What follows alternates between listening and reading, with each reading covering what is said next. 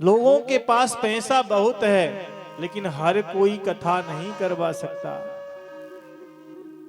हम सोच करके भी अगर सोच लें कि हमारे पास खूब पैसा है, लेकिन महाराज वो बैठे बैठे पैसा ही गिनते रहेंगे, भागवत नहीं करा सकते। क्योंकि जब तक ठाकुर जी की कृपा नहीं बरसेगी, तब तक पितरों की कृपा नहीं होगी, पूर्वजों का आशीर्वाद नहीं मिलेगा, तब तक उसके जीवन में ये कथा नहीं मिल सकती। तब तक वो परीक्षित बनना असंभव है। ये तभी संभव है जब ठाकुर जी की अद्भुत कृपा उसके जीवन में बरसती है। वो खुद तो धन्य होता ही है, लेकिन वो अपने सगे संबंधी और अन्य इष्ट मित्र, मिलने जुलने वाले सबको इस संसार के बंधन से मुक्त करता है। उसके जीवन में प्रभु की कृपा का प्रसाद वितरित होता है।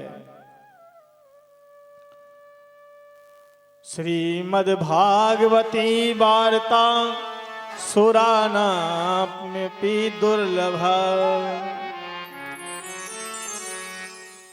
श्रीमद् भागवत की कथा देवताओं को भी दुर्लभ है। देवलोक में देवताओं को नहीं मिलती। एक बार देवता पृथ्वी पर आए। कब आए थे?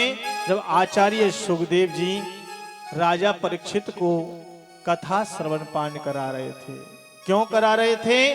क्योंकि राजा परीक्षित को 7 दिवस का श्राप मिला था कि 7 दिन में आपकी मृत्यु हो जाएगी।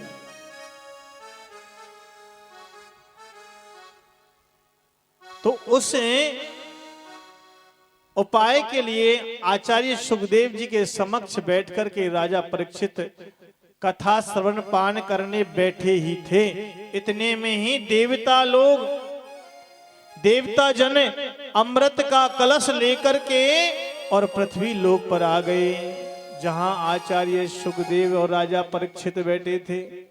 सुकृताल और कहने लगे, महाराज राजा परीक्षित को श्राप मिला है ना? बोले हाँ मिला है। अच्छा, 7 दिन का श्राप मिला है, अमृत पीने से अमर हो जाएंगे। ऐसा करो, ये अमृत राजा परीक्षित को पिला दो और हमें श्रीमद् भागवत कथा श्रवण पान करा दो। अब देखिए, देवता बहुत स्वार्थी होते हैं। आचार्य सुखदेव जी से कहने लगे कि महाराज हमें भी इस कथा का श्रवण पान कराओ।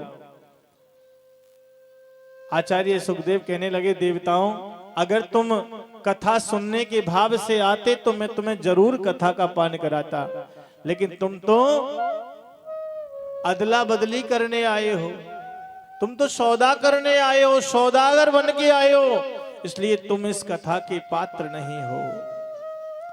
आज अभक्तांश सुरय श्रेष्ठ है, गच्छतु निर्भतो जना। अभक्त कह करके और आज देवताओं को भेज दिया। देवता दौड़े दौड़े महाराज ब्रह्मा जी के पास गए। ब्रह्मा जी से कहने लगे, महाराज हम पृथ्वी लोक पर गए थे, कथा श्रीमद् भागवत कथा का पान हो रहा था, मन में भाव आया हम भी सुने, लेकिन हमको तो तिरस्कार अपमानित करके भगा दिया। ऐसा क्या है श्रीमद् भागवत में? अब तो महाराज ब्रह्मा जी भी विस्मय में थे। बोले क्यों आप गए ही क्यों? आपको बुलाया था? बोले बुलाया तो नहीं था, लेकिन उस समय सत्संग हो रहा था, हमने सुना कि हम ही श्रवण पान करके आए पहले। अच्छा, आज ब्रह्मा जी ने एक तराजू ली और एक पलड़े में श्रीमद् भागवत को रखा और दूसरे पलड़े में समस्त वेद पुराण उपनिषद शास्त्र सबको रख दिया। दोनों पलड़े में, एक पलड़े में श्रीमद् भागवत रखी है, दूसरे में वेद पुराण उपनिषद अनेकों अनेक ग्रंथ रखे हुए हैं, लेकिन महाराज श्रीमद् भागवत का पलड़ा भारी है। जिसमें वजन ज्यादा होता वो भारी होगा, उसका पलड़ा नीचे होगा। अब तो महाराज आश्चर्यचकित हो गए कि समस्त शास्त्रों को, वेद पुराणों को रख दिया, फिर भी श्रीमद् भागवत का पलड़ा भारी है। ऐसा क्या है?